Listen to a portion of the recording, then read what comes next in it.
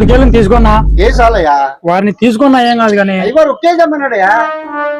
మంచిగా ఉన్నాయా? సరే ఉండు కోసుకోవచ్చా? చిన్నవి ఉన్నాయి కలబెట్టింటే కోసి ఇచ్చినావు. గుమ్మడికాయలా కేజీకి ఉన్నాయా? అయ్యా ఏంటి వారిని ఆ విషయం తెలియక నేను అర్థం కోసి ఇచ్చినా. ఈ గుమ్మడికాయ అర్థం తీసుకుని ఏం చేసుకుంటా అంట? ఆ మంచిగా స్వామి చెప్పినానంట 1 కేజీ గుమ్మడికాయ కావాలని చెప్పి ఇంటికి కడతానంట. దిష్టి తీసేదానికి